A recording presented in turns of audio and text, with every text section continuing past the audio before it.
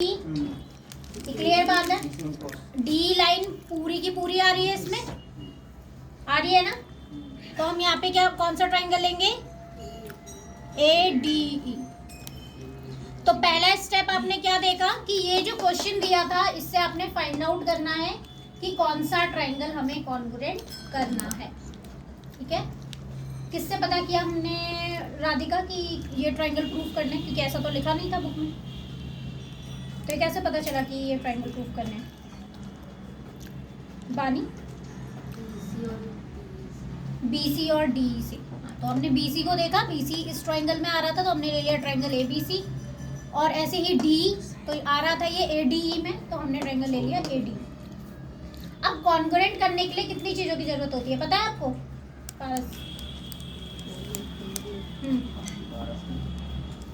क्या क्या चीज़ें चाहिए होती है कॉन्ग्रुएंट करने के लिए? कॉन्ग्रुएंट पता है किसे कहते हैं? किसे कहते हैं कॉन्ग्रुएंट? दो इक्वल चीज। हाँ, दो बिल्कुल सही बोल रहे हो, दो इक्वल चीज़ जो बिल्कुल एक दूसरे के इक्वल हो, डिक्टो आप कह सकते हो अपने वर्ड में। जो बिल्कुल डुप्लीकेट हो वो हमारे क्या होंगे, कॉन्ग्रुएंट होंगे। तो कितनी चीज़ों की ज़रूरत पड़ती है हमें इसको प्रूफ करने के लिए अंकित? तीन चीज़ों के लिए, तीन चीज़ों की ज़रूरत पड़ती है। तो कॉन्ग्रुएंसी प्रूफ करने के लिए हमें तीन चीज़ें ढूंढनी होती है क्वेश्चन। ये तो सबको पता है ना, कोई भूला तो नहीं है? ठीक है पारस, कितनी चीज़ों की ज़रूरत होती है? तीन चीज़ों की ज़रूरत होती है। ठीक है, अब आप देखिए इस ट्रायंगल में उसने ऑलरेडी AB इक्वल दिया है किसके, AD के। ठीक है, तो आप लिख दीजिए AB is equal to AD। Given है ना हमें ये। सेकेंड थिंग बताइए, और जो दिख रही है आपको फिगर में, आप इसका मतलब समझते हो पारस? ये दो डंडे का मतलब समझते हो? अगर ये नहीं, अगर ये एक डंडा है तो यानी ये दोनों साइड इक्वल है, और अगर ये दो डंडे हैं तो ये दो साइड इक्वल है। ठीक है, अगर मान लीजिए ये एक ट्रायंगल है, दिख रहा है आपको? इसमें अगर ये और ये कर रखा है, इसका मतलब ये दो साइड इक्वल है। अगर मान लीजिए इसमें ये कर दें हम, ये दो डंडे और ये दो डंडे, अब कौन सी दो साइड इक्वल होंगी? ये वाली और ये वाली। क्लियर है? ठीक है, मैंने इस ट्रायंगल को थोड़ा और ऐसे करके बढ़ा दिया। तो अब अगर ये वाली साइड, ये तीन डंडे बने तो इन तीन, इसका मतलब क्या हुआ कि ये वाली साइड इसके बराबर है। समझ में आया? तो ये दिखाता है आपको, शो करता है फिगर कि कौन सी साइड इक्वल है। तो जैसा कि आप अपनी बुक में देखोगे ये डंडे ऑलरेडी बने हुए हैं, बने हैं ना ये लाइंस? सबकी बुक में है या किसी में मिसप्रिंट भी हो गए हैं? दीदी गुड। मुझे लिखना है कि जो सेंसरी न्यूरॉन है वो इंफॉर्मेशन लेके जाते हैं स्पाइनल कॉर्ड तक, तो मैं ऐसे कैसे लिखूंगी? सोचो, यू कैन डू इट। थोड़ा और वो करो। AB is equal to AD क्या हो गया, गिवन। दूसरी चीज क्या दिख रही है हमें? AC is equal to A। तो हम यहाँ लिख देंगे AC is equal to A।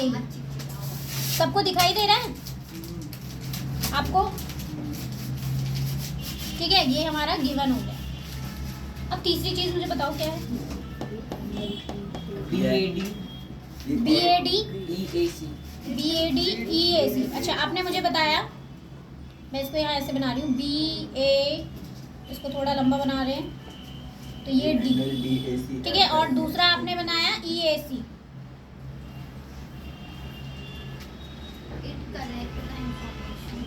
EAC, यही दो एंगल बताए ना आपने मुझे अंकित।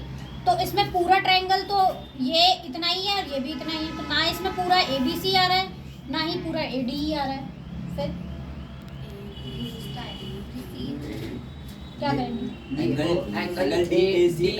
दोनों ट्रायंगल। तो यहाँ देखो, अगर मेरा ये ट्रायंगल पूरा ABC है, ठीक है, मुझे ये एंगल इक्वल दिए हुए हैं, लेकिन मुझे चाहिए इतना बड़ा एंगल, क्योंकि मेरा ट्रायंगल तो ऐसे बन रहा है ABC, तो यहाँ तक पूरा चाहिए। सेम इस वाले ट्रायंगल में देखोगे तो ये पूरा चाहिए, चाहिए ना? क्या ये चाहिए या नहीं चाहिए?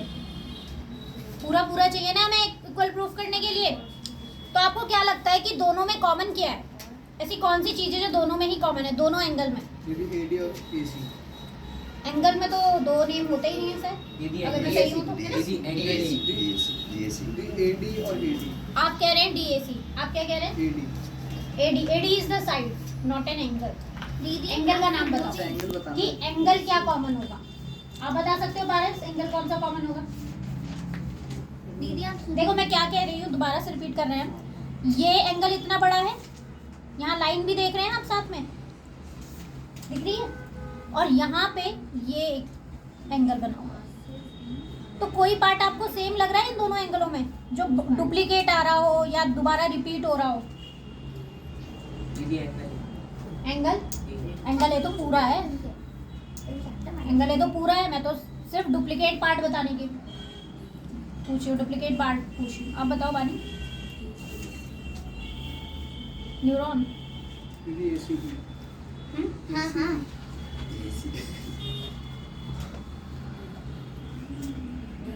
ये पार्ट देखिए, ये पार्ट जो है, जब हमने ये पूरा एंगल बनाया तब भी ये पार्ट आ रहा था, और जब हमने ये वाला एंगल बनाया तब भी ये पार्ट आ रहा था। तो इस एंगल का नाम क्या होगा? DAC DAC। ठीक है, तो अब जो आपको दिया हुआ है वो बताइए, मुझे नाम बताइए एंगल का जो दिया हुआ है, बुक से बताइए। BAD BAD EAC EAC। ठीक है, ये हमें गिवन है। अब हमने क्या करना है, add angle DAC on both side. क्या करना है? DAC on both side.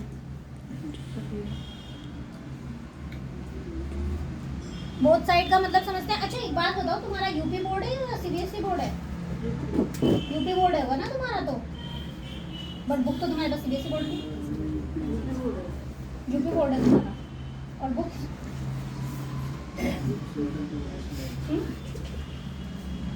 Okay. मुझे याद है यूपी बोर्ड ने भी NCERT लगा दी है। ठीक है, add angle DAC on both side. तो क्या करेंगे हम, angle BAD plus angle DAC। दीदी यस, मैंने लिखा सेंसरी न्यूरॉन का it collects the information and passes in spinal cord. मुझे ये खत्म करने का सुना। Important topic. ठीक है, BAD और DAC मिलाकर क्या बनेगा ये बता दो जरा, ये तो बता सकते हो। DAC equal to BAD BAD और DAC को मिलाकर क्या बताया आपने?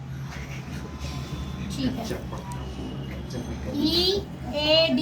तो ये हो गया फर्स्ट, ये हो गया सेकंड, ये हो गई हमारी थर्ड।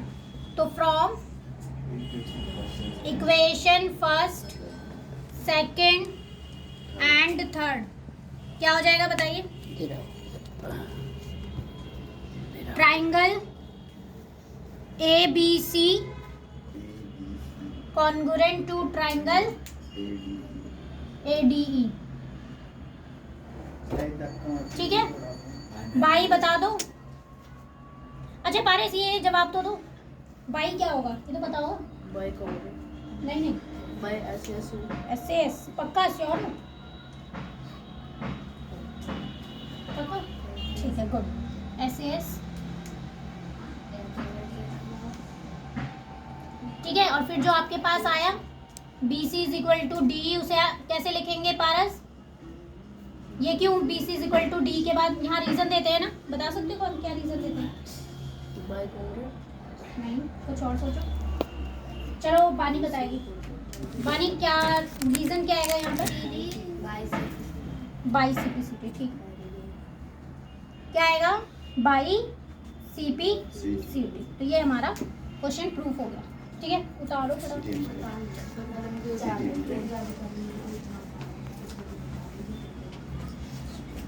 ठीक है, उतार लीजिए।